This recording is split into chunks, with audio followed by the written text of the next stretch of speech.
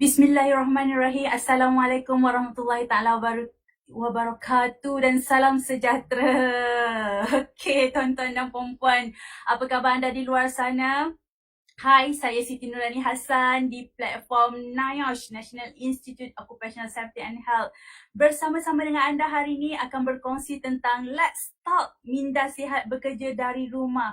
Apa hal Puan Siti ni bersembang campur BIBM ni? Tak apa.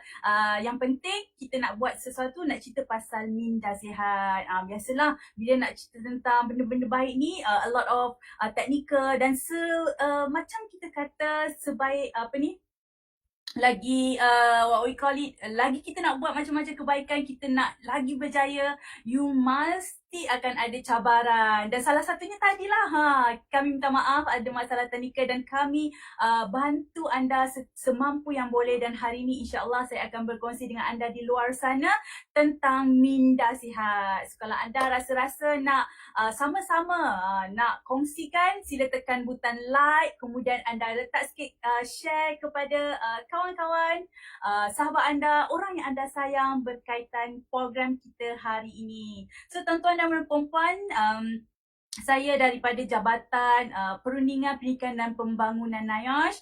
NIOSH ini adalah merupakan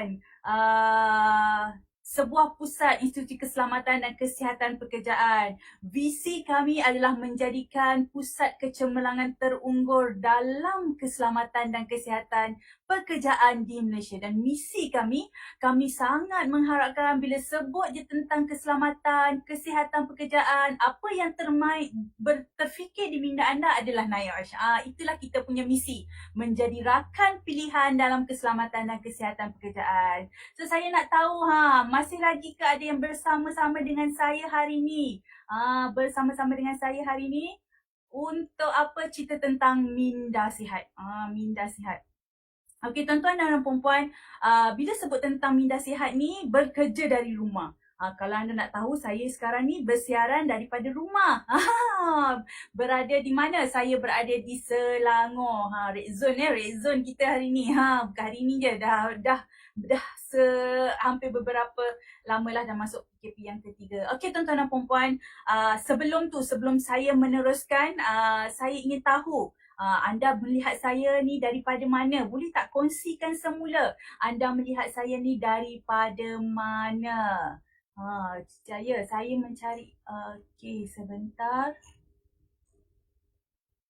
Okey, tuan-tuan dan puan-puan, apa yang kita nak kongsi hari ni, bila bekerja daripada rumah.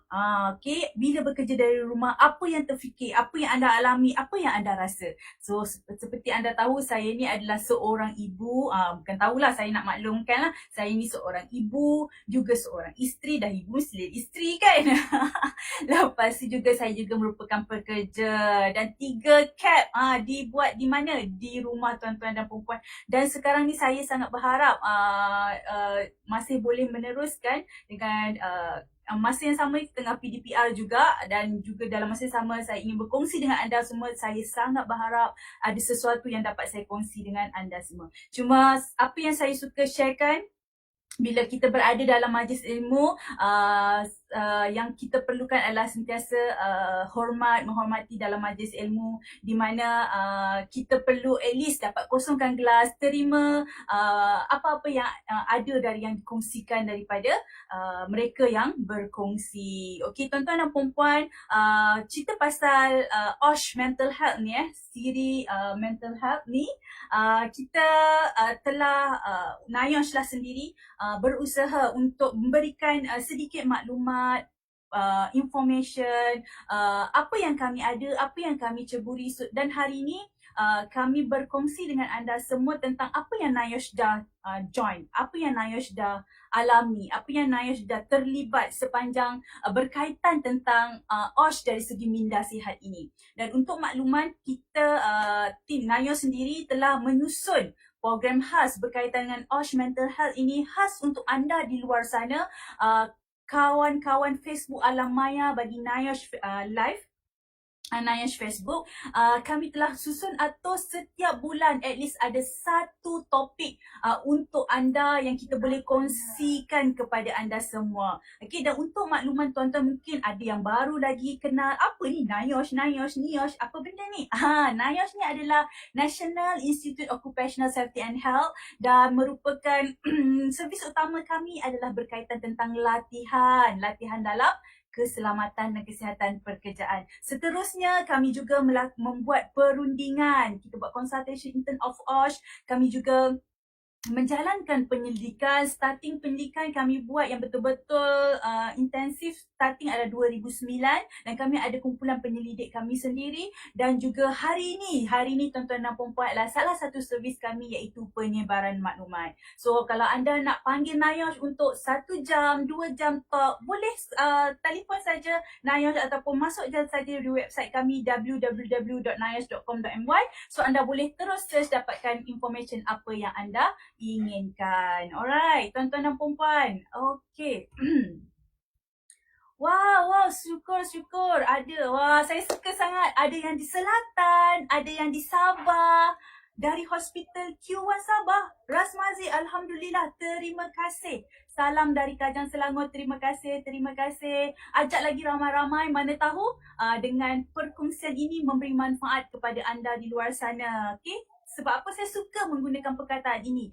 Sebaik-baik manusia adalah manusia yang memberi manfaat kepada orang lain. So jadinya anggaplah hari ini hari terakhir kita, sekarang pun COVID, kita tak tahu apa yang akan berlaku besok, lusa ataupun sebentar lagi. Tetapi buatlah sedikit, tekan butang like dan share. Mana tahu dengan itu boleh memberi manfaat anda, orang lain lagi sihat, lagi selamat, sama ada di tempat kerja ataupun di rumah. So bila sebut bekerja dari rumah, maksudnya itulah tempat kerja kita. So jom ramai-ramai tekan butang like dan share dan berikan sebanyak-banyak orang tahu tentang information yang kita cuba sampaikan kepada anda di luar sana. Okay, dan seperti yang kita kongsikan tadi, anda boleh pilihlah apa-apa yang anda minat, topik mana. Sebentar lagi saya akan sharekan setiap topik tersebut. Okay, saya merupakan technical expert dan merupakan tenaga pengajar, juga examiner, juga consultant dan research. Wah, banyaknya topik Puan Siti ni, dan semua ni tidak dalam masa sekelip mata ya tuan-tuan dan puan-puan.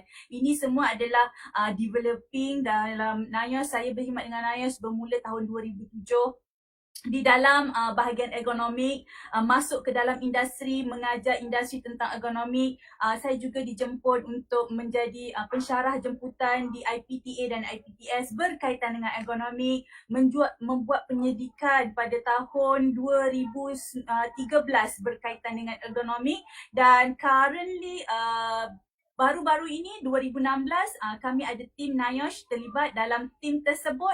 Ada lebih kurang 20 orang penyelidik dalam dan luar yang membuat tentang kajian tentang hazard kesihatan. Siapa yang involved dengan keselamatan kesihatan pekerjaan ni, dia akan tahulah tentang hazard. Tapi tak apa, saya akan cuba share juga sebagai mungkin ada yang baru nak kenal NIOSH ni apa, saya akan share juga. Dan 3 tahun membuat tentang kajian hazard kesihatan, dan sebab dia ada 10 industri kita cover, dan masa tu saya memegang industri wholesale and retail trade, lebih kepada fokus kepada supermarket, groceries. Masa tu masuklah tempat-tempat tu, dia masuk dia punya store, warehouse dan semua. Dan pada tahun 2020, which is tahun lepas, saya terlibat dengan satu pasukan penyelidik daripada Universiti Malaysia yang berkaitan tentang kajian bebanan mental dan keletihan mental bagi industri perkhidmatan.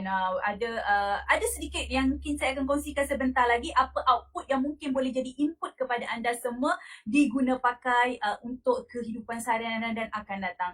Dan Alhamdulillah 2021 kami ada satu tim khas untuk membangunkan satu kajian tentang faktor tekanan pekerjaan di musim pandemik ini dan macam mana cara-cara untuk tanganinya. Dan saya sangat berharap anda semua di luar sana mungkin dapat sedikit, tak banyak. Kami hanya berkongsi. Kami tak mengajar pun hari ini. Saya tak mengajar, saya lebih berkongsi apa yang kami tahu, apa yang kami share. Mungkin yang ada soalan-soalan yang anda boleh tanyakan, type di ruangan komen. Tim kami akan ambil soalan tersebut. Jika saya boleh jawab, saya terus jawab. Jika saya tak boleh jawab, saya akan refer kepada yang lebih pakar. Dan saya merupakan graduan ijazah sarjana muda sains sukan dan currently saya baru graduate master dalam industrial engineering tahun 2019 di UPM, berkaitan tentang developing full thesis. Saya buat penyelidikan penuh bagi master saya untuk developing static standing workstation. Okay, tuan-tuan dan puan-puan, ada yang tulis kat sana, jemput-jemput lagi kawan-kawan yang ramai-ramai masuk dalam ruangan Facebook Live. Sedikit saja, tak lama, apa yang saya nak share, apa pengakhiran 1 jam bersama dengan saya ni, tuan-tuan dan puan-puan, saya akan berkongsi tentang kesihatan mental. Asas kita nak elakkan stigma-stigma tentang bila sebut tentang mental. Mental? Apa ni mental lah kau ni? Tidak So tidak, kita nak cuba bersihkan, kita nak cuba bagikan informasi yang terbaik in terms of minda sihat sebenarnya. Dan seterusnya saya akan kongsikan apa yang NIOSH lakukan. Jom Sihat NIOSH edisi 2021 merupakan adalah projek NIOSH sendiri. Kita punya salah satu servis dan kita implement kepada kaki tangan kita. Dan dalam masa yang sama, anda boleh guna pakai apa yang kami lakukan ini di tempat anda sendiri. Dan seterusnya kita akan berkongsi tentang macam mana kita punya coping skill, macam mana cara kita nak berkemahiran kita untuk daya tindak dalam bila kita bekerja dari rumah. Dan last kali yang ingin saya tekan adalah tentang TALK. Ini adalah saranan daripada Kementerian Kesihatan Malaysia. NIOSH merupakan salah satu anak syarikat kepada Kementerian Sumber Manusia dan kami berganding bahu dengan Kementerian Sumber Manusia dan juga KKM, dan kami terlibat dengan KKM berkaitan dengan minda sihat ni starting 2018 regarding, dan saya akan kongsikan sedikit sebanyak nanti apa yang telah kami lakukan dan mungkin boleh jadi input kepada anda untuk anda implement di tempat anda sendiri. Okey, dan seterusnya tuan-tuan dan puan-puan, saya laju sangat ke ni? Saya harap saya dalam pace yang okey kan. Semua cakap kalau saya bercakap ni kita apa-apa macam tu. Okey. Alright tuan-tuan dan puan, yang penting sekarang apa yang saya nak share dengan anda sekarang, saya nak tahu siapa yang bersama-sama dengan saya sini. Boleh tak sharekan dulu kepada ramai-ramai kawan-kawan anda. Dan first kali apa yang saya nak kongsi dengan anda, pertama sekali saya nak tahu apa kesyukuran anda pagi ni, masa sekarang ni pukul nak dekat pukul 12 ni. Apa kesyukuran anda hari ni daripada bangun celik mata tadi? Boleh tak tulis di ruangan komen? Mungkin apa-apa yang anda rasa win, apa-apa yang boleh membahagiakan anda, apa yang anda syukur. Macam saya, alhamdulillah bangun-bangun ni saya masih boleh bernafas, saya boleh bercakap, saya boleh kongsikan sesuatu dengan anda semua. Boleh tuliskan di ruangan komen apa kesyukuran anda hari ni. Lepas anda tulis, baru saya bagi tahu apa yang benefit yang akan dapat. Mari sama-sama, mana tahu dengan kesyukuran tersebut orang lain pun akan mendapat manfaat. Dia pun mendoakan anda dan anda akan terus lagi macam what we call it, eager nak bahagi lagi dan bahagi lagi. Okey. Apa kesyukuran anda pagi ni? Apa yang anda bersyukur sangat hari ni? Apa yang anda bersyukur? Kita nak cakap, apa yang anda suka? Apa yang anda happy? Apa yang buat anda happy pagi ni dalam program kita ni? Ya, masih ada kerja. Alhamdulillah. Jenny John. Nina kata, alhamdulillah punya kesihatan yang baik pagi ni. Ya, betul-betul. Kongsikan lagi. Siapa-siapa yang ada di ruangan Facebook Live NIOSH ni, sila kongsikan kesyukuran. Kalau saya dah terlepas pun, terus kongsikan apa kesyukuran. Kenapa saya nak kena share macam tu tuan-tuan dan puan-puan? Itulah salah satu cara antara kita nak develop minda sihat kita. Kita punya developing kita punya minda sihat. So apa yang kita nak kongsikan bila sebut tentang occupational safety and health, dia berkait rapat dengan Akta Keselamatan dan Kesihatan Pekerjaan 1994. Okey, Akta Keselamatan dan Kesihatan Pekerjaan 1994, Akta 514. So bila sebut tentang OSHA 1994 ni, siapa yang bekerja, majikan dan pekerja termaktub. Ada 10 industri yang termaktub bawah OSHA 1994 ni, di mana di dalam ini berkaitan tentang tanggungjawab majikan dan tanggungjawab pekerja di tempat kerja. So apa yang saya nak kongsikan dengan anda? Section 4C. Cerita pula pasal OSHA pula kan? Tak apa, kita bagi basic asas supaya semua orang nampak apa yang ingin saya kongsikan ni secara fundamental. Okay? Bila sebut tentang OSHA, Seksyen 4C berkaitan tentang objektif OSHA. Okey, 4C itu menyatakan tentang apa? Menyatakan tentang mempromosikan kesihatan dan keselamatan persekitaran supaya mereka yang bekerja boleh menyesuaikan kehendak pekerja dari segi fisiologi dan juga psikologi. Apa itu fisiologi? Fisiologi tentang human body system, sistem tubuh badan manusia. Macam yang anda tuliskan kesyukuran anda hari ini, masih hidup, boleh bernafas, itu adalah menunjukkan anda manusia. Dan seterusnya dikata dari segi psikologi. Itulah yang kita katakan. Maksudnya objektif OSHA yang Seksyen 4C menyatakan tentang psikologi. Tulis terang-terang kat situ tentang psikologi. Itu maksudnya kami berusaha juga untuk berkongsi tentang psikologi human manusia. Dan dalam ni kita konteks, bila sebut tentang hazard, siapa yang masuk tentang hazard ni adalah berkaitan tentang anything can cause harm. Apa yang boleh memudaratkan manusia, merosakkan peralatan ataupun persekitaran. Okay, dalam hazard kita terbahagi kepada dua jenis, iaitu yang pertama tentang keselamatan dan kesihatan. So bila sebut tentang kesihatan, hari ni yang kita akan berkongsi tentang hazard kesihatan. Dalam hazard juga ada 5 kategori yang tertulis dan anda nampak di sharing slide saya ini.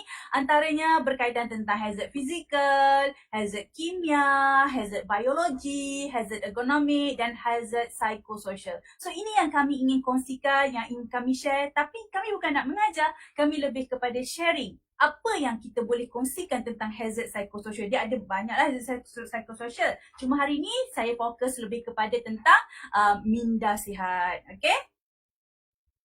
Dan bila sebut tentang minda sihat ni, yang pertama sekali anda kena tahu maksud tentang apa itu kesihatan mental.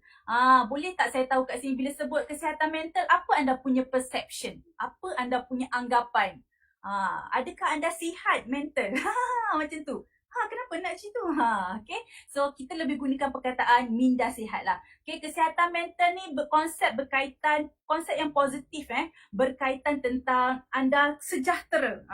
Bila sebut tentang mental, kita lebih fokus pasal kesejahteraan. Sejahteraan dari segi emosi, dari segi sosial, dan adakah anda puas dengan hidup ni?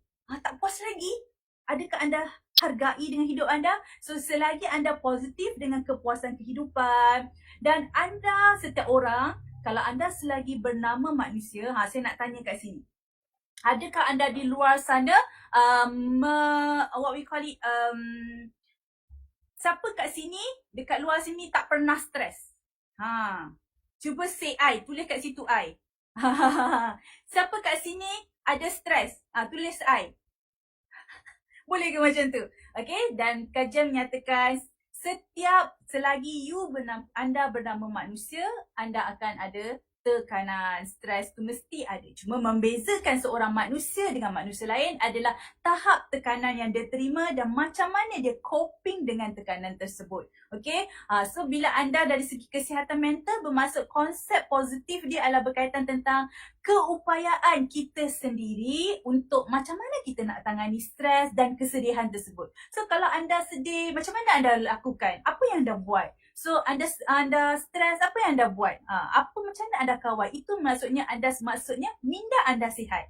Dan seterusnya, kesihatan, konsep positif berkaitan tentang pengisian matlamat dan potensi. Anda rasa anda ada impian tak? Hidup ni ada impian tak? Kalau anda ada impian, ada matlamat, bermaksud anda dalam keadaan kesihatan mental yang baik. Kan, macam-macam, musim-musim politik macam-macam, tak mesti tu politik je pun. Cerita pasal COVID, pandemik saja pun boleh menjadikan kita berada dalam keadaan yang kesihatan mental yang kurang baik. Tetapi selagi anda boleh kawal, anda boleh tangani, dan saya tak katakan anda tak akan terima semua tu. Setiap orang akan diuji, setiap manusia akan diuji. So, bila anda diuji dan anda dapat melepasi cabaran tersebut, bermaksud itu satu kejayaan bagi diri anda. Sama juga macam kita sekarang, tak adalah kita boleh terus bercakap. Masa kecil kita mama, papa, macam tu kan. Anak kita masih kecil-kecil. Sama juga kita tak boleh terus berlari. Kita start dengan merangkak kan. Lepas tu baru berjalan dan baru boleh berlari. Sama juga dengan kehidupan. So yang penting sekali, ada tak anda ada impian matlamat? So kalau ada impian matlamat, gunakanlah impian dan matlamat itu walaupun sekecil-kecil impian. Apa contohnya? Contoh yang kita boleh bagi apa? So hari ini, kita cerita pasal hari ini je. Hari ini apa lagi yang kita boleh buat? Apa lagi yang kita boleh bantu? Apa lagi yang kita boleh bagi manfaat kepada orang lain? Apa dia? Apa yang kita boleh share? Apa yang boleh share? Kita sharekanlah platform Nayash ni, FB Live ni, kongsikan lagi kat orang-orang lain, kongsikan lagi kat mana sahabat anda yang dah ajak mereka join masuk kepada platform ni supaya mereka juga dapat manfaat. Itu mungkin yang anda boleh buat. Okay, dan seterusnya perasaan, adakah anda ada perasaan konsep positif untuk berhubung dengan orang lain? Ada tak anda perasaan berkongsi macam nak tanya khabar, bersilaturahim? Time-time pandemik ni kan tak dapat jumpa tapi anda call, tanya khabar sihat ke tak? Ada tak? So kalau ada semua tu maksudnya anda dalam keadaan yang sihat. Boleh ke boleh setakat sekarang ni saya berkongsi tentang kesihatan mental. So daripada apa yang saya senaraikan tadi, adakah ada dalam tu list-list tersebut? Kalau ada, alhamdulillah, maksudnya anda masih lagi dalam keadaan yang sihat dari segi minda. Seterusnya tuan-tuan dan puan-puan, saya akan kongsikan tentang definisi kesihatan mental. Dan juga apa itu tentang mental illness. So apa differentiate antara mental health and mental illness? So apa bezanya? Okay, bila kita bersebut tentang mental health, merujuk kepada anda sendiri boleh berfungsi dari segi kepuasan emosi, fikiran dan tingkah laku setiap hari. 3 perkara ini. Maksudnya anda boleh bertindak balas dengan baik dari segi emosi anda, dari segi pemikiran anda dan juga action anda. Okay? Bukan kata tak lepas ni tak ada marah-marah, tak ada sedih. Itu bukan normal. Yang normal anda boleh kena ada sedih, marah, gembira. Maksudnya emosi lah. Dan anda boleh berfikir dengan cara yang betul. Anda boleh berfikir dengan cara yang baik. Dan anda boleh bertindak balas dengan cara yang ikut pemahaman anda. Okay? Dan seterusnya bila sebut mental health tu maksudnya you are in a good condition. You dalam keadaan minda yang sihat. Dan bila sebut tentang mental illness adalah keadaan di mana kesihatan seseorang itu melibatkan ada sedikit perubahan. Perubahan dari segi apa? Perubahan dari segi emosi beliau, dari segi fikiran, dari segi tingkah laku ataupun combination daripada 3 perkara ini. Maksudnya perubahan itu melampaui batas sampai anda tak boleh nak kawal. Anda tak boleh nak interact dengan bagus. Anda tak boleh nak jadikan ia sebagai satu yang normal condition. Itu jadi. Sebab tu, kalau kita buat kehidupan seharian pun, bila kita cerita tentang kehidupan seharian, kalau anda tahu pun kita hidup ni tak boleh berlebih-lebihan, tak boleh terlalu kurang, kena bersederhana. So bila anda bersederhana dalam hidup, tak kiralah ada dalam pemikiran, tindakan dan emosi anda, so anda dalam keadaan good balance, dalam keadaan yang baik. So dapat tentang perbezaan mental health dan mental illness. Itu yang saya ingin kongsikan. Kalau boleh dapatkan perspektif bahawa mental health tu maksudnya anda sihat, minda anda sihat, boleh bertindak balas dari segi emosi, fikiran dan tingkah laku. Tapi kalau anda dah macam tak fikir yang bukan-bukan, sikit-sikit fikir benda yang sama, berulang-ulang pemikiran tu sampai tak boleh tidur, lepas tu asyik-asyik nak marah, asyik-asyik cakap benda-benda yang tak baik, tertekan, kemudian apalagi asyik bertindak nak pukul-pukul, ataupun nak asyik baling-baling barang. So maksudnya itu ada sedikit masalah mental berlaku dengan diri anda. So apa yang kita nak share hari ni, kita kena kenal pasti kita berada di mana. Alright? Dan sedikit tuan-tuan dan puan-puan, masih ada yang bersama dengan saya. Teruskan tulis di ruangan komen. Saya nak tahu apa kesyukuran anda hari ini. Boleh anda sharekan apa kesyukuran anda hari ini dan apa yang kami kongsikan mungkin anda boleh guna pakai. Ini antara program. Kalau siapa yang bersama-sama dengan NIOSH, kami ada satu baby project dipanggil Total Wellness Health Promotion. Ini kita panggil advisory services, iaitu perkhidmatan konsultansi. Kau terbelit-belit lidah. Berkaitan tentang Total Wellness Health Promotion. Apa program ni kita serap bawa masuk ke NIOSH, dan untuk makluman kita ada makmal kesihatan pekerjaan. Makmal kesihatan pekerjaan ni berkaitan tentang lebih kepada kesihatan dan kecergasan lah. So apa yang kami buat sepanjang 2021 ni? Untuk siapa? Kami buat untuk kaki tangan kami di seluruh Malaysia. Mana yang di HQ kita cover dengan peralatan-peralatan yang adalah di dalam makmal. Sebab makmal kita ni statik, ada peralatan, kita penggunaan peralatan yang statik.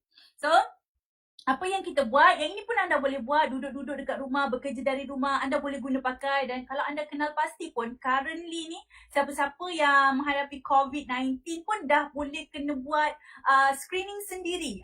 Dia panggil saringan kesihatan kendiri kan. Apa kena ada apa? Blood pressure, oximeter, apa lagi? Temperature, which is siapa yang dalam keadaan tersebut perlu ada keadaan. So ini yang kita sarankan, yang kita buat dan kita berkongsi dengan anda semua. Di dalam makmal kesihatan pekerjaan, kita buat satu program kita kenal panggil Jom Sihat NIOSH 2021. Dan ini kita fokus kepada kaki tangan HQ. Dan bila sebut tentang kesejahteraan, kita fokus the whole kaki tangan kita seluruh Malaysia mengikut apa yang kita boleh capture. So dari segi kesihatan, apa yang kami ambil adalah berkaitan tentang tekanan darah. So kita buat tentang blood pressure. Kita nak tahu time-time pandemik ni, time-time bekerja di rumah ni, masa ni kita buat, ini adalah intervention punya program. Kita buat masa first quarter tahun 2021, di mana masa tu kami masih lagi boleh masuk ke premis NIOSH, dan semua kaki tangan melakukan saringan kesihatan. Ini adalah antara anjuran pihak pengurusan NIOSH untuk mengenal pasti dan juga sentiasa develop culture in terms of healthy lifestyle. Seterusnya dalam makmal kami juga ada boleh mengukur tentang peratus jisim tubuh badan. Di dalam situ kita boleh kenal pasti peratus air, peratus lemak, peratus otot dalam badan. Penting ke penting benda ni? Ya, penting. Penting macam mana? Kalau nak tahu, kena join NIOSH lah. Masuk je dalam website NIOSH, kita akan boleh share apa yang kami buat dan anda boleh dapatkan information ini. Dan seterusnya kami buat saringan tentang kecergasan. Kita nak tengok kekuatan genggaman tangan. Duduk-duduk masa BDR ni, ada tak anda rasa macam tangan anda macam menyucuk-nyucuk, kesemut-semut, ataupun bahu ni ada lenguh-lenguh ke tak? So ini antara testing yang kami buat tentang back strength, kekuatan bahagian belakang badan, kelenturan badan dan juga tahap otot untuk pekerja-pekerja di NIOSH. Dan seterusnya kami masukkan juga elemen kesejahteraan. Ini yang kami ingin share dengan tuan-tuan dan puan-puan sepanjang program saya hari ini, tentang kami melakukan saringan kesihatan menggunakan DAS 21. DAS 21 ni adalah Depression, Anxiety, Stress Scale 21 yang diguna pakai oleh KKM, dan kami absorb dan serap saja di dalam NIOSH punya assessment. Dan seterusnya kami analyse dan kami select berdasarkan result tersebut untuk join kepada satu focus group discussion. Dan daripada group discussion tu kami pecahkan lagi kepada bicara sokongan dan juga counselling. Ini antara program Jom Sihat yang berterusan sepanjang tahun 2021 dan akan lagi berterusan insya-Allah dengan izin. Jika successful, kita akan panjangkan kepada industri. Alright? Dan tuan-tuan dan puan-puan, bila sebut tentang DAS 21 ni, dia adalah set soalan, ada 21 soalan. Berkaitan tentang apa, anda boleh cari je search DAS 21. Yang ini anda boleh guna pakai, dan saya nak sarankan yang ini bukannya, DAS 21 bukanlah sebuah satu-satunya alat yang diagnostik. Maksudnya anda boleh macam-macam parameter lain, tapi kami nak kongsikan apa yang kami buat. Okay, so yang kami lakukan ini adalah bermula pada 2018. Kami bekerjasama dengan Unit Mental Health Kementerian Kesihatan Malaysia menggunakan soalan survey DAS 21. Dalam soalan ni ada dia saringkan berkaitan tentang stres, tentang anxiety, kegelisahan dan juga depression, kemurungan. So bila anda jawab soalan ni, so dia akan rating lah, dia ada bagi rating. Risk rating menentukan anda dalam keadaan yang mana. Dan untuk pengetahuan, bila anda menjawab DAS 21 ni hanya terpakai seminggu saja, seminggu sebelum anda jawab ni. Dan kalau bulan depan anda kena buat soalan yang sama tapi buat retesting balik. Ini antara elemen yang anda boleh guna pakai. So sebelum tu yang di luar sana pun boleh guna DAS 21 ni sesaja. Dan untuk makluman dengan penggunaan DAS 21 ni, result dia, kalau anda dapat result yang membimbangkan tuan-tuan dan perempuan, kejap lagi saya akan share apa risk rating yang boleh kita what's next apa yang akan dibuat. Rasa membimbangkan, anda boleh bawa sahaja keputusan DAS 21 ni di mana-mana pejabat kesihatan ataupun klinik kesihatan berdekatan anda. Klinik kesihatan tunjuk je anda dah buat soalan DAS 21, ini result dia, dan anda boleh refer saja di mana-mana klinik kesihatan berdekatan anda. Ada apps DAS 21 ya, anda ada apps di situ, anda boleh saja jawab dan buat. Dan untuk maklumat sekali lagi saya ulang, DAS 21 ni terpakai seminggu sahaja. Which is selepas tu bulan depan, tahun depan anda tak boleh pakai lagi result yang sama, anda kena buat result retesting. Dan ini juga saya ulang, ini bukannya salah satu-satunya assessment yang kita guna, tidak. Okay, ada banyak lagi assessment dan kami juga sedang bangunkan soalan ataupun tools assessment untuk kita bangunkan untuk stres pekerjaan, dan pelan-pelan lah insyaAllah kami sentiasa improve untuk buat yang tambah baik dan untuk perkongsian semua. Dan untuk makluman tuan-tuan dan perempuan, bila sebut tentang DAS 21, anda boleh satu sumber yang anda boleh dapatkan statistik berkaitan adalah tentang National Health Mobility Survey. National Health Mobility Survey ni adalah yang KKM jalankan, unit kesihatan IKU, Institut Kesihatan Malaysia. Dia melakukan National Health Mobility Survey ni, NHMS ni, menyatakan 1 daripada 5 orang. Okay, kalau kita ada 5 orang, 1, 2, 3, 4, 5, dalam 5 orang ni, siapa yang duduk dekat salah seorang tu bukan mestilah, ada dinyatakan akan depres. Okay, dalam 2 daripada 5 orang akan ada kegelisahan. Dan dalam 1 orang dalam 10 orang, seorang tu akan mengalami stres. Ini statistik yang tahun 2017 lah, berkaitan dengan DAS 21. Maksudnya apa tuan-tuan dan perempuan? Kita ada wujudnya depression, kemurungan, ada wujudnya kegelisahan dan stres. Tapi isunya sekarang, macam mana kita nak tangani? Apa yang kita boleh buat? Kalau tengok sekarang ni dekat hospital, mana-mana tempat semua dah penuh dah. Adakah mereka counter? Ya, ada. Cuma kemampuan tu kita sarankan semua orang memberi kerjasama, menjalankan sama-sama inisiatif untuk apa? Mengambil tindakan bersama yang betul untuk buat sama-sama, support each other. Apa yang anda boleh support? Boleh mulakan dengan screening dengan DAS 21. Susah sangat, tak payahlah nak rigid sangat kan. Ambil je DAS 21 ni, isi dulu sekejap, kemudian buat balik. Dan dia hanya terpakai seminggu sahaja. Dan seterusnya tuan-tuan dan perempuan, apa lagi yang kami buat? Okey, antara NIOSH buat adalah salah satunya adalah kami juga melakukan pengenalpastian dari segi focus group discussion. Kenapa kami panggil focus group discussion? Okey, selepas buat soalan DAS 21, apa yang kami buat? NIOSH buat adalah NIOSH kenal pasti dengan siapa yang buat saringan daripada DAS 21. Kita kenal pasti mereka-mereka yang perlu dibantu, mereka-mereka yang perlukan bimbingan. So apa yang caranya? Sebab ni tuan-tuan dan perempuan, kita ni kadang-kadang hidup, kita rasa kita ni je yang betul kan. Kadang kita tak nampak apa kita punya kekurangan, kita tak nampak apa kita punya kelebihan. So apa yang kita perlu buat? Kita kena cari orang lain yang kita percaya, yang kita faham, yang boleh faham kita, yang boleh dengar apa yang kita cakap, supaya dia boleh melihat dari skop yang berbeza. Itu yang kita panggil, kita buat focus group discussion. Cuma dalam ni kami ada elemen-elemen yang kami kenal pasti sebab kita lebih berkaitan tentang pekerjaan. So mungkin ada dalam ni pengamal OSH, mungkin di dalam ni yang bersama-sama dengan saya adalah majikan, adalah pekerja. Mungkin anda boleh gunakan antara elemen-elemen bahan perbincangan FFGD, Focus Group Discussion NIOSH ini sebagai satu sumber yang anda boleh guna pakai dan anda boleh implement di tempat kerja anda. Kenapa saya cakap macam ni? Kita ada lebih kurang ada 32 juta rakyat Malaysia, kita ada lebih kurang 600,000 majikan dan kita ada 600,000 majikan bukan? Alamak, tiba-tiba saya terlupa pula berapa data dia. Saya tak ingat dia macam dia closure je. Maafkan saya kalau saya tersalah information, tetapi kita nak bagi tahu anda kita hanya boleh fokus kepada a few people sahaja.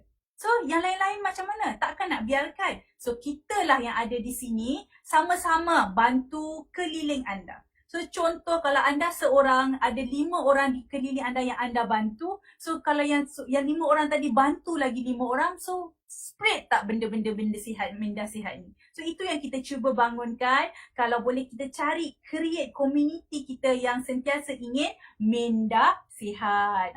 Itu dia tuan-tuan dan puan-puan. So, inilah tim kami tuan-tuan dan puan-puan. Kita ada Puan Ruzita Sharif, Mr. Gana Prakash, Encik Hari Krishna, Encik Faiz dan juga saya sendiri Siti Nurani Hassan. Dalam tim ini kami membantu dan kami sentiasa belajar tuan-tuan dan puan-puan. Setiap hari, setiap ada focus group discussion, akan ada ilmu-ilmu baru yang kami sendiri tak terfikir dan di situlah antara yang kita katakan sebaik-baik manusia adalah manusia yang memberi manfaat kepada orang lain. So kalau anda fikirkan sesuatu tu positif, you dapat grab macam hari ni lah. Anda masuk di platform NIOSH FB Live ni, anda dapat tarik, cuba nak dapatkan, tak payah ambil semua, dapatkan satu tip yang anda boleh buat tindakan. So itu yang kita cuba sebarkan, kita cuba bantu, NIOSH berbantu kepada anda di luar sana untuk terus kekal dengan minda sihat bila bekerja dari rumah. Okay? Dan yang ini penting tuan-tuan dan puan-puan. Anda kena tahu perbezaan peranan pengamal kesihatan mental. Okay? Bila sebut tentang peranan pengamal kesihatan mental, apa yang anda boleh buat adalah pertama sekali anda rasa macam tadi, anda dah tahu sama ada ni anda dalam keadaan kesihatan mental yang bagus ataupun anda ada mental problem ataupun anda ada mental illness. Okay, macam mana nak tahu tu? Anda boleh mulakan dengan saringan DAS 21, Depression, Anxiety, Stress Scale. Mulakan dengan yang itu daripada tak mula apa-apa kan. Sebaik-baik manusia adalah anda mulakanlah apa-apa, mulakan. So, janganlah terlalu rigid, anda buat je apa-apa. Sekarang ni saya share tentang DAS 21, anda mulakan dahulu dan kemudian apa yang anda boleh buat, so anda tengok jawapan kepada rating tersebut. Mungkin apa yang anda boleh kenal pasti, pertama sekali anda boleh mulakan dengan kaunselor. Kaunselor ni siapa tuan-tuan dan puan-puan? Mereka ni adalah pengamal kesihatan mental. Mereka ni adalah berdaftar dengan Lembaga Kaunselor Malaysia. Kat mana anda boleh tahu? Anda pergi cek je Lembaga Kaunselor Malaysia, anda boleh dapatkan adakah mereka ni adalah pengamal kaunselor Malaysia, pengamal kesihatan mental ataupun tidak. Seterusnya, mereka ni at least sekurang-kurangnya ada diploma, degree ataupun master dalam psikologi ataupun human behavior. Dan siapa-siapa yang mempunyai masalah harian, okay, mereka cover dan juga mereka ni tidak, kaunselor tidak boleh memberi ubat. Seterusnya, ada satu lagi pengamal kesihatan dipanggil ahli, kita panggil counselling psychologist, okay, ataupun dipanggil clinical counselling psychologist. Mereka ni adalah mereka yang mempunyai higher education dalam degree dan juga more higher education in terms of psychology tentang human behavior juga, dan mereka ni capture mereka pelanggan-pelanggan yang mempunyai gangguan mental dan didiagnose sebagai psikotik. Okey, dan mereka ini tidak boleh memberi ubat. Dan seterusnya adalah psikiatris. Mungkin psikiatris ini saya rasa ramai yang tahu dan anda boleh kenal pasti mereka ini daripada mana. Anda boleh dapat daripada website. Mereka inilah merupakan pengamal perubatan, pengamal perubatan, juga postgraduate dalam juga psychiatry, dan mereka ni mempunyai pelanggan yang klien yang mempunyai gangguan mental yang sederhana dan teruk, dan mereka ini boleh memberi ubat. Ini antara mereka-mereka yang anda boleh kenal pasti, boleh anda rujuk, boleh anda jumpa jika anda rasakan tak ada hidup aku ni macam tak ada orang nak ambil tahu, cakap situ kan. Aku je bagi orang, saya je yang asyik bagi kat orang. Orang tak pernah pun nak ambil tahu pasal saya. Macam tu. Kan? So maksudnya tuan-tuan dan puan, anda boleh refer antara tiga peranan pengamal kesihatan mental ini. So dan seterusnya tuan-tuan dan puan, last kali kita dah cerita tadi apa itu definasi. Apa itu maksud tentang kesihatan mental. Kita dah kongsikan apa yang Nayosh kongsikan, apa yang Nayosh buat berkaitan program yang kita lakukan, kajian-kajian yang kita buat. Dan seterusnya kita dah tahu dah apa siapa-siapa yang kita perlu kenal pasti. Kita panggil biasanya dalam kita panggil identification, kemudian kita dah assess tadi melalui DAS, dan seterusnya kita nak control. So macam mana kita nak control tuan-tuan dan puan-puan? Cara-caranya adalah coping skill kita, kemahiran daya bertindak. Okay, apa yang kita nak cuba sharekan di sini adalah yang pertama, ini adalah saya merujuk daripada KKM jugalah. Okay, berkaitan tentang norma baru kerja di rumah. So, anda nak cerita tentang norma baru kerja di rumah. Majority, semua orang bekerja dari rumah. Boleh dikatakan 80%, 60 to 80% yang bekerja dari rumah sekarang. So, apa yang anda perlu buat? Kat sini, dikongsikan oleh KKM daripada CPRP menceritakan tentang COVID-19 3R. 3R. Apa itu 3R tuan-tuan dan puan-puan? Pertama sekali rutin. Kita suka cerita pasal rutin. Bila nak buat rutin ni, apa yang perlu anda ada adalah jadual. Okay, kekalkan jadual waktu bekerja seperti biasa. So kalau anda masuk kerja pukul berapa? Mungkin masuk kerja pukul 8 sampai pukul 5 ataupun pukul 9 sampai pukul 6 kan. So anda masuk bekerja waktu tu kekalkan kan tiba dia tak boleh keluar. Momentum bekerja tersebut. So macam mana nak kekalkan? Cuba bila bekerja dengan visual display terminal, online macam ni, ada banyak-banyak kekangan dia. So mula-mula anda kena faham dulu, adaptation dulu, perlu kekalkan rutin harian anda, berhenti pada waktu rehat dan apabila waktu tamat bekerja. Tiba-tiba tak boleh keluar kan, momentum. Terima kasih. So bila sebut tentang rutin ni, anda kena make sure anda dah ada jadual.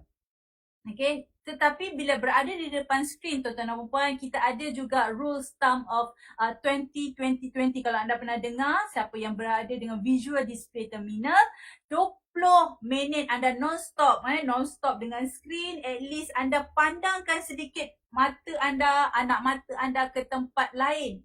Lebih kurang 20, jarak dia 20 kaki, dan anda kena make sure anda berehat sedikit mata anda tu, anda restkan sekejap. Kemudian anda pandang balik skrin. Itu dipanggil untuk mengelakkan keletihan mata anda. Itu antara rule of thumb yang digunakan untuk mereka yang bekerja visual display terminal. Okay, seterusnya rehat. Rehat ni apa maksudnya? Rehat 15 minit bagi setiap 2 jam. Okey, ini yang dikongsikan oleh KKM.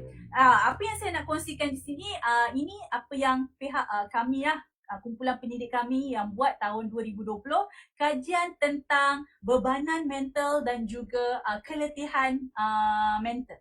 Okay. Apa yang kami buat tu fokus kepada industri perkhidmatan. Industri perkhidmatan masa tu kami fokus kepada mereka yang bekerja dari segi office worker, juga mereka yang sebagai nurse, control room, pekerja-pekerja yang berkhidmat membuat aktiviti administratif, maksudnya pentadbiran. So mereka-mereka ni adalah antara sampling size yang kami buat. Apa yang kami nak kenal pasti masa tu kita ada buat survey dan juga experimental. Mereka pakailah satu equipment dipanggil EEG, dan dalam equipment tu dia boleh baca analisis data kita punya otak ni, boleh baca dia punya graf otak tu. Dan apa task yang kami berikan dalam eksperimen tu ada 3 perkara. Maksudnya multitasking lah. Saya faham sekarang ni orang bekerja semua multitasking. Lagilah bekerja di rumah kan, apa multitasking? Sambil-sambil dengar live ni, sambil-sambil tu lah nak menulis, sambil-sambil tu ada sedikit meeting yang lain, tapi dalam masa yang sama pun tangan sibuk nak masak, anak-anak susu, macam tu kan. So multitasking. Right? Betul ke betul apa yang saya share ni? Okay. Jadi apa yang berlaku?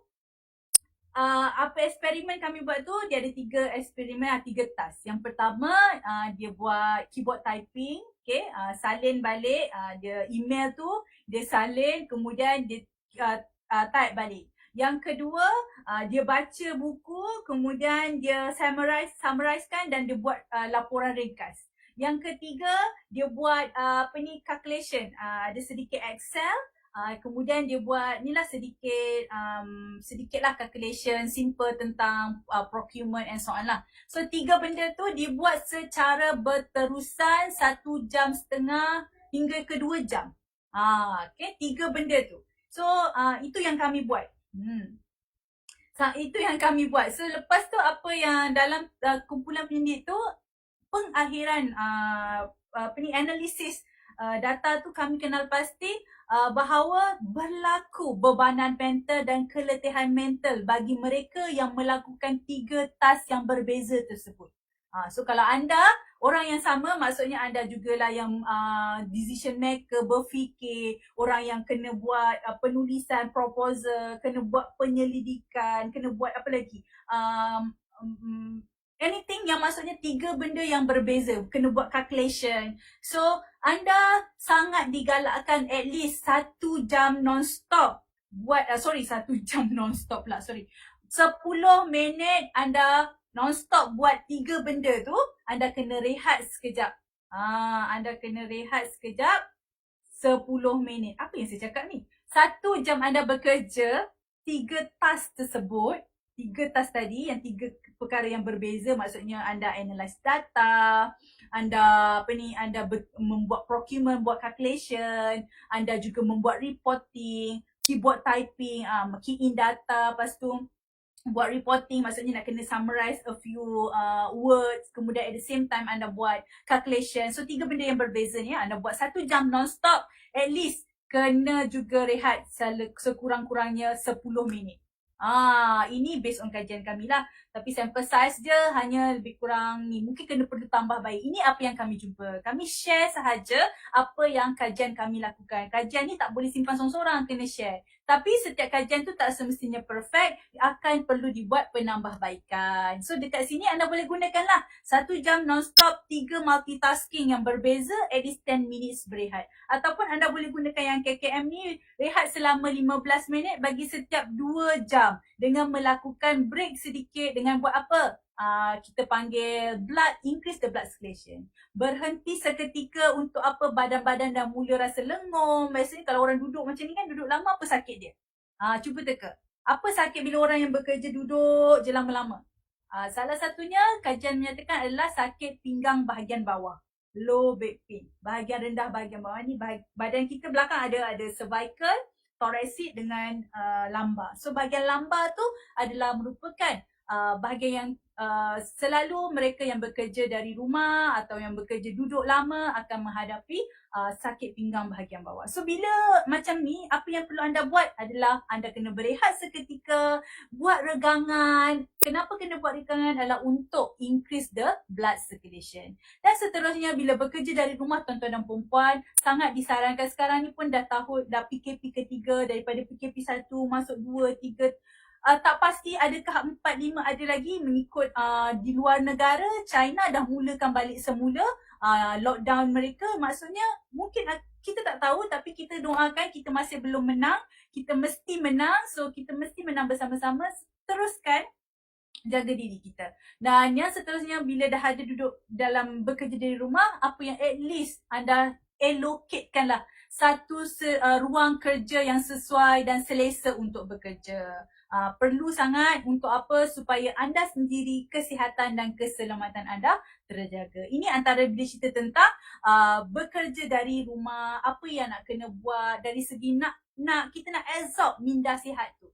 So bila anda dah cuba lakukan ini, rutin seharian ini, insyaAllah kita boleh perlahan-lahan untuk develop kita punya kesihatan dari segi minda. So bila kita minda kita okey, kita fikirkan yang baik-baik, kita akan hati kita pun yang tenang-tenang, emosi yang bahagia-bahagia. So apa yang akan berlaku? Kita buat tindakan pun yang elok-elok. So itu yang kata, apa yang kita cakap, apa yang kita buat, apa yang kita fikir, apa yang kita buat, itu menunjukkan sesuatu yang boleh memberi impak kepada diri kita dan sekeliling kita dan orang kita sayang. Okey, seterusnya patutnya saya habis lagi 5 minit. Tak apa, saya terus habiskan. Apa lagi saya nak kongsi dengan anda semua ni? Dapat tak sesuatu? Ada tak yang share kat sini? Oh, dah 12.30 dah time lapar ni, nak buat lapar. Okey, seterusnya. Seterusnya tuan-tuan dan puan-puan, try buat bridging 2-3 minit. Yes, bagus. Bridging adalah antara salah satu exercise yang cover whole muscle, large muscle dengan small muscle. Boleh buat bridging tu, cuma tidak digalakkan kalau mereka tu ada high blood pressure. Okay, mereka-mereka yang punya darah tinggi tidak digalakkan untuk buat aktiviti exercise yang static. So dia boleh teruk lagi lah. Okay, so kalau boleh cari yang sedikit bergerak-gerak. Okay, bila anda bergerak bermaksud ada increase dia punya blood circulation. Tapi bridging saya pun selalu suka buat. Okay, dan apa yang saya nak share dengan anda, bila anda buat senaman ni, kita nak, sebab masa PKP ni saya banyak involve dengan talk, involve dengan industri secara alam maya. So mereka sendiri mengadu dengan saya tentang puan kata saya punya bahu sakit, leher saya sakit, because of what? Because of anda bekerja daripada rumah. So bila anda stres pun boleh menyebabkan anda punya pinggang anda pun sakit. Ini berkaitan, selagi anda bernama manusia, anda akan menghadapi all these things. Cuma caranya macam mana kita nak coping, macam mana kita nak buat. So anda kena, mungkin ada yang dah masuk di platform minggu lepas bersama kita punya rakan berkaitan tentang chemical, kan, happy chemical. So apa yang anda boleh buat, anda carilah hormon-hormon tersebut. Boleh buat, jangan ambil suplemen yang bukan-bukan. Kena ambil hormon-hormon. Boleh tengok balik video sebelum ni berkaitan dengan sahabat kita yang berkongsi, Tuan Hari Krishnan, berkongsi tentang happy chemical. So boleh gunakannya itu untuk buat sesuatu. Apa contohnya adalah dengan exercise, dengan senaman, dengan senyuman pun anda boleh buat. So semua tu adalah untuk increase anda punya diri sendiri. Okay, seterusnya tuan-tuan dan puan, saya nak kongsi lagi. Saya tak habis lagi kongsi. Apa lagi kita nak kongsi untuk coping skill? Ini dia. Coping skill untuk kita nak bercerita tentang macam mana kita nak mengawal, macam mana kita nak kawal dari segi kemahiran daya tindak kita, dari segi apa, stres kita, dari segi mungkin anda dah buat DAS tu, mungkin ini antara teknik anda boleh gunakan. Yang ini sumber daripada Brief Cognitive Therapy. Saya bersama tim dapatkan daripada sumber yang betul dan sahih. Apa yang ingin saya kongsikan, pertama sekali, apa yang anda boleh buat coping, apa yang anda boleh guna pakai. Pertama sekali dari segi spiritual. Okay, anda boleh, kalau anda rasa-rasa macam ada yang tak betul, something wrong, ada yang macam alamak, tolonglah, lepas ni, ada lagi macam tu. Dia macam non-stop. Kejap lagi ada orang telefon, kejap lagi ada benda ni, ni boleh tak tolong, tak tolong pula, macam ni pula. So macam tu. So apa yang anda boleh buat, anda buatkan aktiviti ritual ataupun aktiviti keagamaan. Paling pertama, yang paling penting tadi saya dah buat dengan anda semua, iaitu anda tuliskan syukur. Apa kesyukuran anda hari ini? Apa anda syukur? At least anda cakap Alhamdulillah, syukur saya diberi nafas, saya masih boleh bergerak, saya boleh ambil lagi nasi masuk dalam mulut, kan? Itu pun dikatakan anda punya spiritual lah dari segi keagamaan. Seterusnya, apa lagi yang kita boleh bantu diri kita? Okay, kalau anda menghadapi keadaan-keadaan yang luar biasa, yang anda tak rasa tak boleh nak kawal, buat aktiviti yang distraction. Apa yang boleh distract daripada keadaan emosi tersebut. Contohnya lah, buatlah aktiviti yang seronok atau yang menghiburkan atau yang boleh alih perhatian daripada gangguan emosi anda tu. Dia punya objektif dia untuk apa? Adalah untuk memberi ketenangan. Yang paling penting, saya suka guna hashtag ni. Saya suka guna word ni, iaitu berkaitan tentang orang tenang akan menang. So apa yang nak kena buat? Cuba kalau anda menghadapi satu keadaan, lepas tu anda marah-marah, agak-agak anda boleh buat decision tak? Boleh ke boleh? So cuba kalau anda tengah marah-marah atau tengah sedih. Okay, tak apa, tak salah. It's okay not to be okay. Ini word daripada Tuan Hari. It's okay not to be okay. Tapi cuba nak nangis, nangislah. Tak ada masalah pun. Tapi berhenti seketika, cari sesuatu yang menggembirakan anda. Buatlah apa-apa yang buat anda happy, apa hobi anda. Kemudian come back to the normal punya emosi. Seterusnya adalah sokongan emosi. Dari segi sokongan emosi ni, saya akan share untuk next slide tentang luahkan perasaan anda kepada orang yang memahami. Dapatkan sokongan daripada orang-orang yang terdekat. So bila time-time COVID ni kan, ada a lot of thing, dapatkan support-support system tu. So kalau orang tu tak nak tolong, cari orang yang boleh tolong kita. Dan macam tu saya suka sebut tentang kalau boleh kita sendiri yang mulakan. Contohnya kita nak orang sayang kita. So apa yang kita kena buat? Kita lah kena sayang orang dulu. Kita nak orang tolong kita. So apa yang kita kena buat? Kita lah kena tolong orang tu dulu. So dalam kita nak menerima sesuatu tu, kita kena memberi dahulu baru menerima. So baru anda akan rasa nikmatnya, ya Allah, tak boleh nak terkata. Itu antara yang kita boleh buat, okay, dari segi sokongan emosi. Seterusnya pelan krisis. Bila sebut tentang pelan krisis ni, okay, kita bekerja dari rumah, pandemik COVID-19, lepas tu dikatakan sebagai close contact, tengah bekerja close contact, lepas tu apa lagi?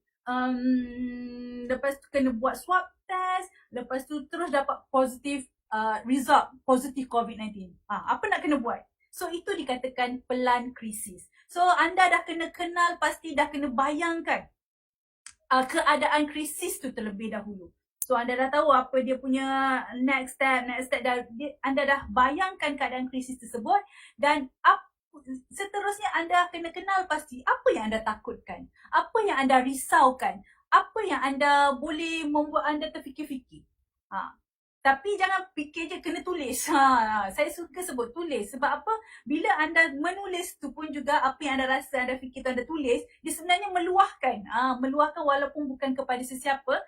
Tapi yang paling penting meluahkanlah kepada Yang Esa kan. Tuhan. Itu yang paling bagus. Cuma konsep kat sini kita lebih kepada real life ni, apa yang boleh buat, boleh membantu adalah meluahkan. Okay, pelan krisis seterusnya adalah, okay, bila anda dah tahu what's next, apa yang akan berlaku, seterusnya adalah lakukan teknik relaxation. Okay, anda kena bayangkan, anda kena rancang, anda kena tahu cara penyelesaian setiap krisis-krisis tersebut. Okay, kalau tak tahu, dapatkan information, maklumat daripada seseorang yang lain. Dalam hidup ni, tuan-tuan dan puan, kita kena ada mencari ilmu, teruskan belajar, dan carilah seseorang yang memang dah berjaya, yang anda boleh dapatkan maklumat tu, dapatkan experience dia, dapatkan pengalaman dia untuk membentuk kita. Tunjuk jalan macam mana nak berjaya. Tunjuk jalan macam mana nak survive dengan pandemik ni. Tunjuk jalan macam mana nak bekerja dari rumah dengan cara yang bagus. Macam mana kita nak boleh berfungsi kepada majikan kita. Bagaimana kita boleh nak berfungsi boleh menyumbang kepada syarikat kita. Itu antara yang kita boleh fikirkan untuk dia. Dan seterusnya tuan-tuan dan puan, kita boleh kongsikan adalah humor. Yang ni memang saya suka sangatlah. Carilah apa-apa yang boleh mendatangkan ketawa. Tak silap saya, episod yang sebelumnya ada kongsikan apa yang boleh mendatangkan kita ketawa. So carilah sudut-sudut kelakar mengenai situasi tersebut. Bukan kita melarikan diri daripada masalah tersebut, tapi lebih kepada kita pergi twist sedikit keadaan tersebut supaya kita boleh berfikir balik cara yang terbaik, apa next step yang boleh kita adapt dan kita coping dengan perkara tersebut. Ataupun anda mungkin seorang pelawak, mungkin boleh buat jenaka and so on. So, carilah sekarang ni paling simple pun dekat social media, carilah mereka-mereka yang memang pelawak, siapa-siapa yang pelawak yang anda rasa bila tengok anda akan ketawa. Ataupun tengok banyak ulang-ulang kali pun video dia pun tetap anda ketawa kan. As long as nak ketawa je, itu pun antara salah satu cara teknik untuk anda larikan sedikit emosi anda supaya anda tidak menghadapi keadaan yang luar biasa. Okay, tuan-tuan dan puan-puan, itu dia yang saya ingin kongsi tentang coping skill. Dan the last one, tuan-tuan dan puan-puan, adalah tentang talks. Ini yang saya nak cerita ni. Punya panjang cerita. Sebenarnya kita nak cerita apa-apa. Kami Nayos menyarankan anda semua tentang tentang talk. TALK. Apa yang kami ingin kongsikan adalah, ini adalah saranan Minda Sihat di bawah KKM. Kami juga menyarankan, kami juga menyokong, dan siapa-siapa yang singgah di Facebook Live Nayosh hari ini ataupun mungkin akan tengok balik semula dan atau berkongsi dengan yang lain-lain, anda boleh gunakan this element. Yang pertama, T. T bermaksud adalah bercakap mengenai masalah kita kepada orang yang anda percaya. orang yang anda boleh yakin dengan diri anda. Maksudnya dia tak backstab, dia tak macam ignore anda. Cakap je. Kadang-kadang orang tak nak dengar pun tapi anda cakap. Bila anda bercakap pun dia sebenarnya boleh melegakan. Cuba bercakap. Jangan terlalu merisaukan sesuatu yang tak pasti. Dan jangan elakkan daripada membuat satu yang prejudge. Elak satu assumption. Kalau tak pasti, tanya. Kalau tak tahu, bertanya. Dapatkan maklumat yang betul dan tepat. Bercakap masalah yang anda hadapi. Contoh, hari ni tak tahulah nak masak apa. Mungkin sesiapa boleh bantu saya. Macam tu kan. Tanya je. Mana tahu adalah yang orang-orang yang akan datang membantu anda, menolong anda. Seterusnya, cakap dengan orang yang anda percayalah. Seterusnya, ask for help, minta tolong. Saya pun dah ulang tadi, ask for help, minta tolong, minta bantuan. Minta bantuan dengan siapa? Mintalah bantuan dengan orang yang paling hampir dengan anda. Paling utama adalah kaum keluarga. Kalau kaum keluarga anda tak percaya, rakan yang anda paling baik ataupun majikan anda, superior anda. Cakap dengan dia, tolonglah, saya dah tak mampu lagi ni nak buat bekerja dari rumah ni.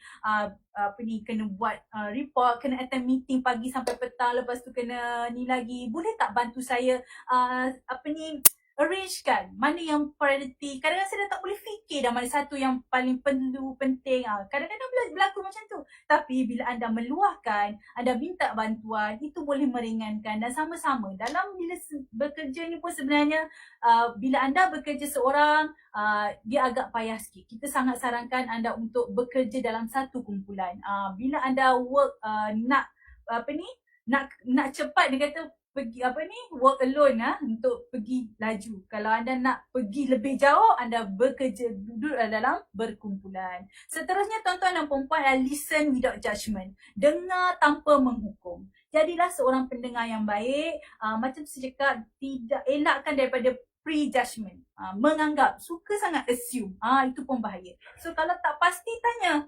Kalau takut bertanya, kena tanya juga. Okay? Maksudnya kena dengar dengan hati yang terbuka. Macam saya cakap tadi lah, orang yang tenang akan menang. So, elakkan daripada perkara-perkara yang negatif. Try cari community, support group yang positif. Ada banyak dekat dalam social media, cari. Kalau rasa social media tu, kadang-kadang pun memang senak juga kepala kan tengok social media. Kadang-kadang tinggal je dulu kan. Tapi, anda juga tak boleh tinggal juga dengan current situation kan. Sekarang tengok COVID-19 semua dah makin meningkat, walaupun bekerja dari rumah tapi masih lagi positif COVID. Why? Apa yang berlaku? Apa yang anda telah lakukan? Kenapa dapat macam tu? Oh, itu semua tak ada Tuhan. Tidak, tuan-tuan dan puan-puan, itu semua terserah pada diri kita. Macam mana kita jaga SOP, tindakan kita, usaha kita, makan kita, minum kita, exercise kita, itu semua boleh membantu meningkatkan imunisasi badan kita. So bila kita tingkatkan imun badan kita, insyaAllah kita boleh melawan COVID-19. Seterusnya adalah tentang K, know where to seek help. Ini yang saya ingin kongsikan untuk pengetahuan semua. Nayos juga ada buat satu platform untuk kami, kaki tangan kami, boleh dapatkan kontak. Kami serahkan kontak-kontak tim kami kepada kaki tangan staff kami, di mana boleh kontak untuk cerita, untuk berkongsi. Kadang-kadang kita ni bukan pun nak sangat pun selesaikan masalah tu. Kita nak orang dengar je apa yang kita cakap kan. Nak just ada juga orang dengar aku cakap ni macam tu. Kan sebenarnya once bila kita dah meluahkan tu, sebenarnya kelegaan tu ada. Cuba kita tak ada tempat kat mana luahkan. Dan di sini tuan-tuan dan puan-puan, di slide saya kongsikan ini, ada talian-talian yang anda boleh guna pakai. Ada talian kasih 24 jam 15999, ataupun Befrienders Kuala Lumpur pun 24 jam. Anda boleh contact saja, mereka akan bantu anda semua. Okay, so kena tahu dapatkan bantuan di mana. Dan paling hampir pun kalau tak tahu sangat, anda boleh pergi di mana-mana klinik kesihatan berdekatan tuan-tuan dan perempuan, minta bantuan. Memang KKM ada membuat this service untuk membantu berkaitan dengan minda, masalah minda sini semua. Okay? Dan bila sebutkan tentang KKM ni tuan-tuan dan puan, apa saya sangat sarankan siapa yang bersama-sama dengan platform NIOSH ini, anda pengamal OSH, anda juga majikan pekerja, anda juga boleh membantu mengurangkan bebanan pihak frontliner berkaitan dengan minda sihat ini. So, terus encourage, buatlah training, buatlah information, buatlah satu group yang positif, yang boleh build up momentum. Kadang-kadang kita ni manusia tak semestinya selalunya okey. Lagi akan moral turun naik. Dan bila kita ada satu support group yang okey, yang boleh tunjuk, yang boleh guide kita, insya-Allah kita boleh pergi boleh membangunkan syarikat kita dalam musim pandemik ni. Siapa kata tak boleh berjaya? InsyaAllah boleh. Setiap ada masalah itu mesti ada peluang. Tuhan dah kata setiap masalah tu ada peluang-peluang dia. Macam mana kita mencari peluang-peluang tersebut untuk terus kita sihat dalam keadaan pandemik ini. Okey tuan-tuan dan puan-puan, itu sahaja daripada saya. Ini antara sumber-sumber yang anda boleh dapatkan. Anda boleh layari laman web kami www.nias.com.my. Kami juga ada COVID-19 rujukan hari ini. Saya merujuk kepada Jabatan Psikiatri dan Kesihatan Mental Hospital Tuanku Fauzia Perlis, dan juga info sihat daripada GOV dan juga daripada CPRC dan juga moh.gov.my, di mana a few modul-modul NIOSH dibangunkan bersama dengan unit kesihatan mental daripada Kementerian Kesihatan Malaysia. Dan untuk pengetahuan tuan-tuan dan semua, ini antara servis yang kami lakukan berkaitan tentang Total Wellness Health Promotion. Kita cover, kita bantu anda untuk memberi promosi tentang minda sihat, tentang kesihatan, cara kecergasan yang bagus, macam mana cara makan yang bagus, macam mana menjaga non-communicable disease, penyakit tidak berjangkit. So apa yang anda akan dapat dari program ini adalah anda akan boleh mendapat proper teknik untuk healthy lifestyle, boleh tahu cara basic teknik untuk health screening, dan boleh improve daily healthy lifestyle at workplace. Ini antara yang kami sumbangkan di industri, yang boleh anda dapatkan perkhidmatan daripada NIOSH Consultation Research and Development Department. Anda boleh saja email kepada cmc@nios.com.my kalau anda ada apa-apa pertanyaan dan persoalan. Okay, tuan-tuan dan puan-puan, teruskan log, tulis dalam buku anda. Inilah topik-topik yang anda boleh sama-sama dengan kami boleh dapatkan serap, mungkin a lot of tips yang akan kami kongsikan bagi setiap sesi tersebut. Dan paling awal nanti akan datang pada 23 hari bulan 9, speaker kita Mr. Gana Prakash akan berkongsi tentang IQ dan EQ, yang mana lagi penting. So log masuk siasat dalam buku anda, dalam anda punya Google Calendar, dalam anda punya apa lagi, handphone anda, pukul 11 di platform National Institute of Occupational Safety and Health. Ataupun boleh snapshot ni gambar ni, anda boleh dapatkan. Mana tahu dalam banyak-banyak ni ada sesuatu yang anda boleh dapatkan untuk meneruskan kehidupan kita seterusnya. Semuanya free, percuma. Kongsikan kepada orang lain, kongsikan kepada orang yang anda sayang. Okey, itu sahaja daripada saya. Ini adalah alamat kontak saya kalau tuan-tuan dan puan-puan ingin bertanya, ingin dapatkan perkhidmatan berkaitan dengan tentang ergonomi dan juga kesihatan minda sihat, boleh kongsikan terus kepada saya. Okey, saya buka soalan untuk siapa yang ingin bertanya soalan. Ada soalan ke? Okey, saya cek. Alhamdulillah, terima kasih kepada yang komen, kepada yang share. Terima kasih anda berikan masa, mata anda, pendengaran anda untuk bersama-sama dengan saya hampir 1 jam lebih ini. Dan saya sangat berharap anda dapat sesuatu di dalam perkongsian saya hari ini. Alhamdulillah. Dan jangan lupa terus kongsikan platform ini, sharekan link ni kepada seluruh insan yang anda sayang. Supaya apa? Supaya mereka juga dapat manfaat. Tak sebanyak pun, dapat sedikit, dan sebenarnya adalah untuk meneruskan kehidupan kita yang di masa akan datang. Iaitu sebaik-baik manusia, berilah manfaat kepada manusia yang lain. Sama-sama. Ada soalan? Terima kasih Naya. Frustration masuk mana ya? Stress ke, anxiety or depression atau combination? Yang ni saya kena refer dengan pakar kita punya kaunselor lah. Nanti kaunselor Nayosh akan tolong jawabkan bagi soalan-soalan yang macam ni. Alright, terima kasih kepada Naish SRO yang kita minta kaunselor kita untuk berkongsi. Okay, terima kasih semua. Terima kasih kepada siapa ni yang cakap terima kasih sama-sama kepada Jenny John, Adlina Abdullah, Ummu Sufia. Terima kasih kepada Haslina Jaafar. Yes, Yosni Yob, Zam RJ, terima kasih banyak. Terima kasih atas support anda di platform Nayos. Teruskan menyokong Nayos untuk anda tahu tentang keselamatan dan kesihatan pekerjaan. So kalau ada soalan lepas ni, boleh tinggalkan di ruangan chat ataupun kita akan kongsikan lagi. Kami akan balaslah mana-mana yang ada. Okey, itu sahaja daripada saya. Mungkin ada apa-apa yang anda ingin bertanya, boleh terus tuliskan di ruangan komen. Sekian, itu saya daripada saya. Yang baik itu daripada Allah, yang buruk itu daripada saya sendiri. Saya sangat bersyukur. Alhamdulillah, saya doakan anda terus kekal sihat, terus dalam keadaan selamat, minda sihat. Kita belum menang dan kita mesti menang dalam menangani pandemik COVID-19 dan terus bekerja dengan selamat, bekerja dari rumah. Okay, itu sahaja daripada saya. Jangan lupa scan barcode ini untuk kami dapatkan feedback. Yelah kan, dah buat-buat mestilah nak tahu komen anda. Okey ke? Okey, Siti Nurani ni bersembang dengan anda. Bersembang ke? Berkongsi dengan anda. Okey ke platform Facebook Live Nayos ni? Ada tak apa-apa lain yang anda inginkan daripada kami yang mungkin kami boleh sumbangkan? So, tolong sama-sama bantu kami. Kami pun nak tahu apakah servis yang kami beri ni boleh memberi penambahbaikan yang lebih baik kepada anda semua. Okey? Seterusnya, itu sahaja daripada saya. Sekian, wabillahi taufik wa hidayah. Wassalamualaikum warahmatullahi taala wabarakatuh.